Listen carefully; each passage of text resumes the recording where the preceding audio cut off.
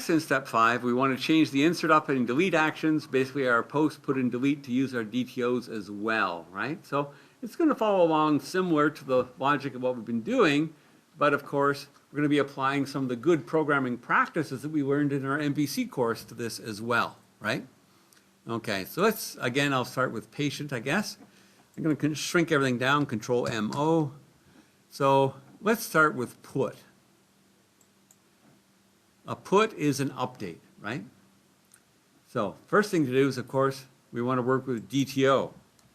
DTO, and I wouldn't necessarily have to change the name of this, but I'm going to just to help remind me every time I look at it in code that I'm working with the DTO object, right?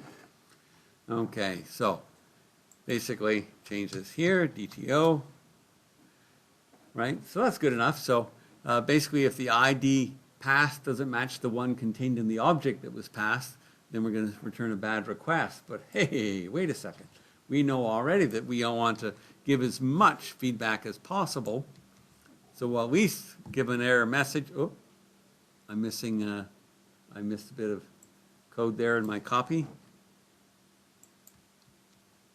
There we go. ID does not match patient. Okay. Oh, I got an extra round bracket. That's the problem. There we are. I'm always safer if I copy whole lines. Okay. So remember, I'm going to replace this code. So I'll point out quickly.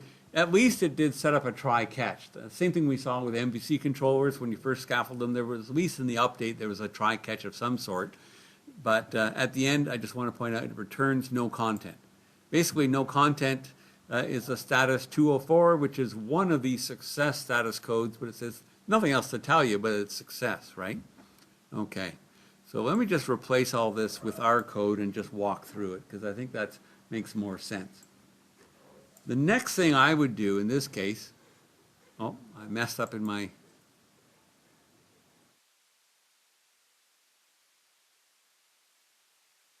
Okay, it was just that was indented wrong. Okay. The next thing I say to do logically would be to check for model state, see if it's valid, right? That's one reason why our DTO objects, we left even iValidatable object in place. And it gets all through the metadata, all the annotations on things like ranges and regexes and so on and so forth.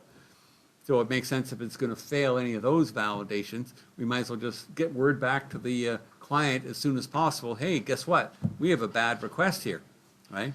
Bad request returns a 400 status code, right?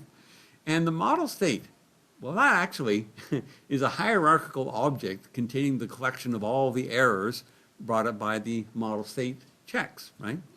So we can just give that to the bad request and it'll be serialized into JSON. So it'll just be up to the client to expand it and read it all. Guess what? We're going to do that when we get to the client side, right? So it's great. It gives all the detail about all the model state errors it could find. Whew, super. Okay, now, following the same logical approach that we learned to implement with MVC, the next thing we want to do is go and get the record we're updating from the database and apply the changes to it, right? So we'll go get the record we want. Now it will be a patient, right? Not a DTO. It will be an actual patient. Oh, I'm missing a slash. There we go. Okay. Patient to update. Patients just find async quick and fast because I know the primary key. Now, following paranoid practices, good practices, we should make sure we actually got it. This could happen if maybe somebody deleted it just a moment ago, right? So it wasn't there. So that way we can say return not found, which is a 404 status code, error patient record not found. Or we can say patient record was deleted. That's probably the reason why it's not found. But anyway. Now the next thing I'm going to put in is actually optional. But I think it's a good idea. We know that when we send it to the database, there's going to be a check for concurrency, right? Are we violating a concurrency constraint? Absolutely. But you know what? At this point in time, we already have everything locally here inside the controller to check that ourselves. Yeah, it will get checked again later on, but if we can detect it now, then it's more efficient because we don't even have to bother the database again, right? So how do we do that? Well, let me show you. As I say here, wow, we have a chance to check for concurrency, okay? Because our patient DTO has a row version. We're just going to make sure of it here, right? As long as it does, then we can compare the patient update, the one that came from the database, its row version, to the row version in our DTO that we got from the client, right? Now, of course, remember what a row version is. It is a byte array. You can't just use the two equal signs, right? You can't compare arrays just like that. But fortunately, sequence equal does the job, right? So that allows us to compare these two byte arrays to each other and see if they match, right? If they don't, then we already, before even going to the database, have noticed, hey, there's a concurrency error. Patient has been changed by another user. Try editing again, right? There we go. It's not the kind of detail that we eventually saw we could do with MVC, but it'll get the job done. It lets them know that there's a concurrency error, and we've done it right away before even going on to the database. Okay, now after that, what we need to do is we need to apply all the properties of our DTO to the patient record we got from the database, which would look in code basically something like this. Oh, sorry. Forgot to hit Control C. Well, maybe I'll get this comment afterwards as well. Hang on.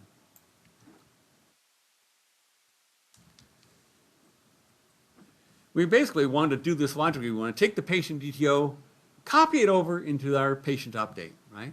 Now it's underlining in red because it can't do that, right? Yeah, it cannot implicitly convert the one type to the other. But you know what? We can try to reuse the instance. That's the most efficient way. And then do the conversion. There we go. There's our mapping generator helping us out again, okay? Now I'm going to, oh, it replaced it all. That's fine, okay? So I'm going to make a stop, though, because I don't really care about the doctor object inside the patient, right? We don't need that. So I'll take that bit out. But the rest I can leave in place. So there we go. And you know what? See, that was even smart enough. We didn't even mention, okay? But it was smart enough to see, oh, it's from the patient DTO. We're going to get all these values and copy them in. Good. All right. Now, there's one extra step we have to do before we go on, and that is related to the change tracker. We did this in MVC as well. Remember, any odd time you get a object or a record from the database without saying, oh, what's the term? As no tracking, right? The change tracker comes into place. And basically, it keeps track of the original value and the current value of every property of the object. So to properly have the database check for concurrency, we have to do this one extra step. We have to tell the change tracker, basically, that this property row version set the original value, okay, to our row version of the patient DTO, right? Otherwise, it will not see the concurrency error. We did that last term as well. So we're really not introducing anything new, but there it is nonetheless. Okay, finally, we come down to our try-catch. So we've already updated the object, and that's one of the beautiful things about the change tracker. All I have to do is call save changes, and it looks and says, oh, that object's changed, so it's one of the ones we have to save, right? Return no content. That was what we had before. Basically, it's a success, nothing else to say, right? And there really isn't, so I don't need to add anything into there. DB concurrency exception, so if the database has found an exception, right? Maybe it happened in the milliseconds between when I checked and now, right? Then I'll say concurrency error, patient has been removed. Oh, sorry, if they don't exist, it's a concurrency error because it's gone, right, the record, right? Or it's been updated by another user. So I can give the specific message and away we go. After checking for concurrency, we'll just do our general DB update exception. Now we do have a unique constraint, just one to worry about, right? So I only have to worry about checking one duplicate OHIP number, right? So I can give that full feedback, and notice we're adding that into our bad request, okay, our status 400 code. By the way, the conflict was a status 409, right? But again, we're following this theme of trying to give as much detail back to the client as is reasonable to do. Okay, any questions about switching? That's the most complicated one in most ways is the put, the update. The create is a little more straightforward, so I'll just replace the code.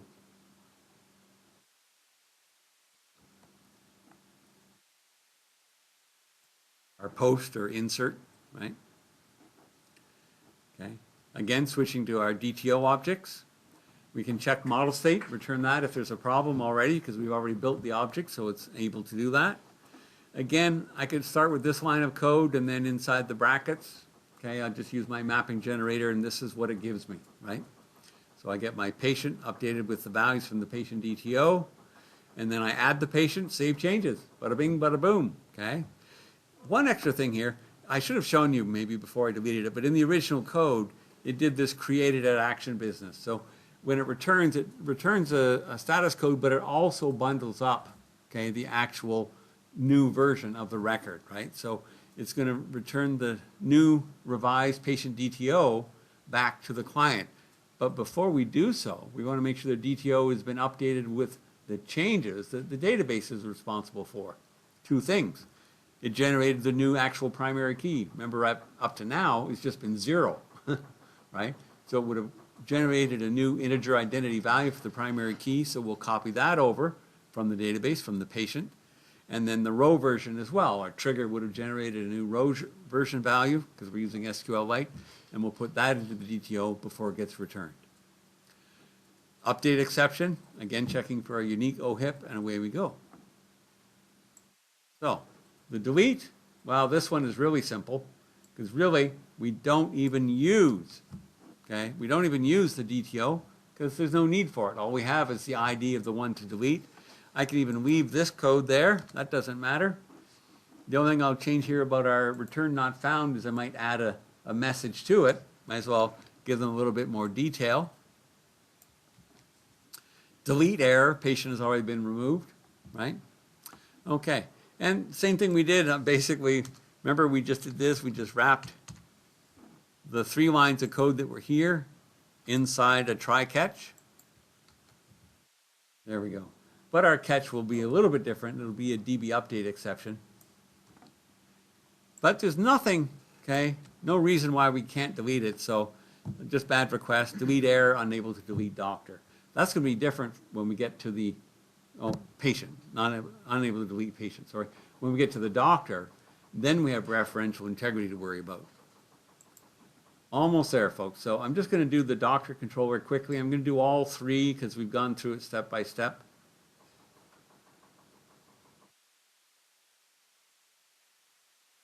Okay, control MO. So the put, the post, and the delete, following the same approach we just covered. It's exactly the same logic for all of them. The only one that's really different here is the delete doctor, just because we might have a foreign key constraint failed, right? Because there's you can't delete a doctor that has any patients. So the database might have raised that error, so we're just going to specifically check for that, so that we can include, okay, delete error. Remember, you cannot delete a doctor that has patients assigned, and that's added to the delete. But other than that, it's the same approach that we just talked about for the patient, okay? All the same steps involved. All right, so this is our final version of our web API. We've added the DTOs everywhere, maximum error feedback through all of our status codes of our responses that go back, etc. So we're ready to publish this to Azure.